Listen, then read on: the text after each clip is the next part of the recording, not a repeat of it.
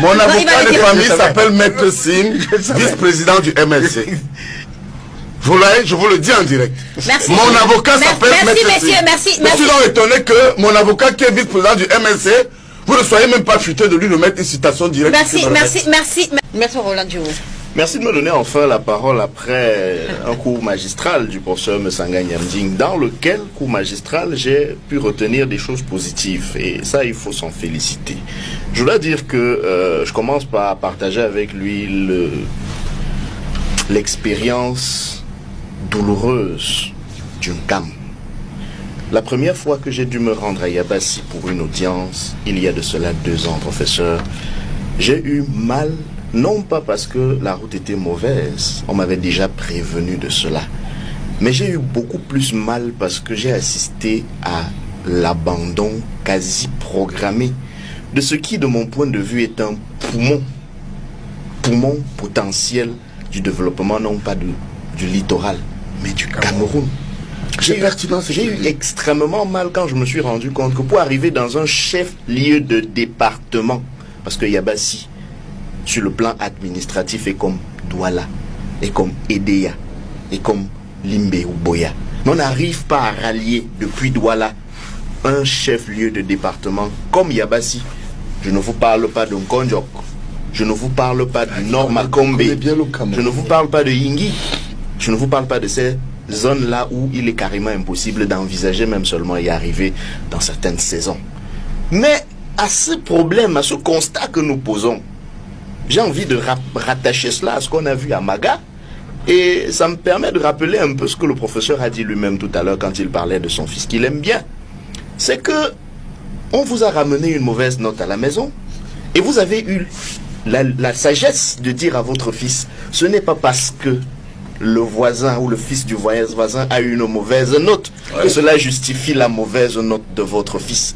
Je rappelle cet exemple pour vous dire, professeur, que pendant que nous nous complaisons à justifier nos retards par les facteurs, comme vous l'avez dit, acteurs et facteurs, c'est un peu de la même manière qu'on justifie 37, presque 40 ans de médiocrité par la conjoncture, parfois internationale, parfois interne, etc. Pendant ce temps, d'autres pays à côté de nous, qui ont eux aussi des acteurs et des facteurs, nous montrent l'exemple que dans ces difficultés-là, on peut avancer. Je suis totalement d'accord avec vous, maître. Voilà, je n'ai pas envie de vous dire, comme vous l'avez dit tout à l'heure, que je n'ai pas besoin que vous soyez d'accord avec moi. Non, je suis d'accord. De me laisser aller jusqu'au bout. Je vous en prie. Je vous remercie. Le diagnostic est bon. Je vous remercie. Je prendrai donc l'exemple des pays qui ont aussi des faiblesses, on va dire, géographiques, comme la zone de Maga. Vous avez bien fait de citer l'exemple japonais. Mais eux, ils ne se battent pas contre les inondations. Ils se battent contre pire que ça. Non, les inondations japonaises sont liées à des tremblements de terre, à des tsunamis. Et donc, je suis d'accord avec vous quand vous dites qu'on a manqué de génie ou d'ingénierie. Mais la faute à qui, professeur? Peut-être à Maurice Kamto. Parce que finalement, on peut tous poser le même constat et se démarquer au niveau des conclusions. Quand vous avez dit que la faute, c'est à ceux qui ont volé littéralement l'argent public, je suis d'accord avec vous. Mais je vous pose la question, pourquoi vous n'allez pas chercher les 14 milliards, précisément, de ce prétendu voleur d'argent public dans le cadre du code de procédure pénale? C'est pas mon rôle. Ah, c'est pas votre rôle. Peut-être que c'est votre rôle d'annoncer comme ça des choses dont vous ne pouvez pas être certain que vous avez la preuve. Parce que pour votre... Je vais le démontrer tout à l'heure. Il n'est pas question de démontrer, professeur. C'est un sujet d'entrée et la question n'était pas sur justement le code de procédure pénale ni les 14 Je peux revenir, si vous voulez les détails. C'était une parenthèse, professeur. Ça ne me dérange pas. Je vous apporte des blagues. Allez-y, maître. C'était une parenthèse. Je vous prie de me laisser faire moi-même ma parenthèse, parce que quand le professeur Mesanga Nyamding, tout à l'heure, a ouvert la même parenthèse, il n'a pas été interrompu ni par vous, ni par quelqu'un d'autre. Si je l'ai fait, maître. En tout cas, je ne supporterai pas que ce soit lui qui m'interrompt lorsque j'ai mon temps de parole. Vous avez surtout que je ne pense pas l'avoir fait en ce qui le concerne. Donc je dois dire que nous sommes d'accord, professeur, sur le fait qu'il faut arrêter de faire voler l'argent public par la fenêtre, comme on l'a vu encore dans le cadre de la CAN. Mais je ne supporte pas, et je rappelle le propos que j'ai tenu au départ, que l'on fasse comme si, quand il faut chercher les responsables, on peut admettre que toutes sortes de mensonges soient déversés pour noircir des gens.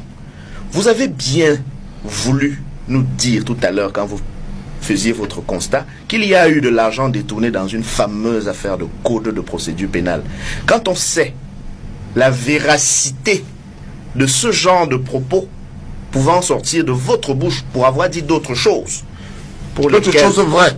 oui, pour lesquelles vous n'arrivez pas, Vous le redis encore. pour lesquelles vous n'arrivez pas à ce jour à affronter la véracité de votre chose vraie là devant les juridictions, j'ai envie de me dire, ça ne sert à rien de pinailler En fait, là-dessus. je vais aussi ouvrir, Je finis par- une parenthèse. Devant les juridictions, ça veut dire que l'affaire a été finalement portée devant, Alors, portée devant les merci de me donner juridictions. la possibilité. Je- parce que- rapidement, très parce que rapidement, vraiment, j'indique je m'en que- voudrais moi-même de faire le Très rapidement, Non, c'est bien ce que vous très avez fait. rapidement, j'indique que le professeur Moussanga Nyamding, ici présent, à l'occasion d'une de ses sorties publiques, avait cru devoir accuser le professeur Maurice Kamto de pratique d'un autre genre. Je préfère le dire comme ça pour ne pas choquer les téléspectateurs. Je dois également indiquer que, à plus de 2 reprises, lorsqu'il a fait l'objet de citations directes, d'abord, il ne s'est jamais présenté. Ensuite, probablement, parce que la justice au Cameroun fonctionne très bien, ces affaires n'ont pas connu de suite à ce jour. Mais Il ne s'est pas présenté, les affaires n'ont pas connu de suite. en plus de ne pas s'être présentées, elles ont simplement été classées, ces affaires-là. Mais je dois quand même lui rappeler qu'il y a une semaine, jeudi d'il y a une semaine, à sa sortie de prison, le président élu, le professeur Maurice Kamto, a dû lui-même se rendre auprès du tribunal de Yaoundé pour confirmer les termes de sa plainte avec constitution de partie civile contre vous. Et j'indique également qu'il a dû le faire à sa sortie de prison parce que le juge d'instruction n'a jamais cru devoir l'extraire pendant ces 9 mois de détention pour que ne serait-ce que sa confirmation puisse être faite. Et que par la suite, on s'attend à ce qu'il y ait des convocations adressées à monsieur le professeur. Et donc, à cette occasion-là, je crois qu'il aura certainement la possibilité de rétablir la véracité, comme il le dit lui-même, de ce qu'il n'a dit jusqu'ici que sur les plateaux de télévision. Et donc, comme c'est une affaire judiciaire, il sait mieux que moi qu'il vaut mieux Refermons justement la garder parenthèse. ses arguments, ses démonstrations. Alors, comme il a sur les lui-même événements dit de tout à l'heure, Maïga, pour Mais je les l'ai- juridictions. Oui. Sur les événements de en 30 Maga, secondes maintenant pour il y a sortir. 4 ans, Donnez-lui le temps. Non, il y Ça a me dérange 4 pas. ans, on a parlé du problème de la digue de Maga. Oui. Il y a 4 ans de cela. J'aimerais au minimum qu'on se pose la question de savoir si cette digue a été construite. Si elle n'a pas été construite, pourquoi n'a-t-elle pas été construite? Ensuite, le système de protection civile au Cameroun, mon Dieu, comment est-il organisé? Comment est adressée la question de la protection civile au Cameroun? Il me semble qu'il y a une direction au ministère de l'administration territoriale chargée de la protection civile. Mais bon Dieu, peut-être que le ministère de l'administration territoriale au Cameroun sait seulement instruire les sous-préfets d'interdire les manifestations du MRC. Peut-être que le ministre de l'administration territoriale au Cameroun ne sait pas que dans son portefeuille il y a la protection civile. Et que quand on parle de protection civile, il s'agit d'anticiper. Je ne vais pas revenir sur ce qui a déjà été dit, mais quand on a des zones à risque dans un pays, quand on parle de zones à risque, ce ne sont pas seulement les zones à risque du point de vue conflictogène, c'est aussi des zones à risque du point de vue des catastrophes naturelles, de la famine, etc. Bon, on parle de la digue de Maga qui a cédé, qui a inondé des villages.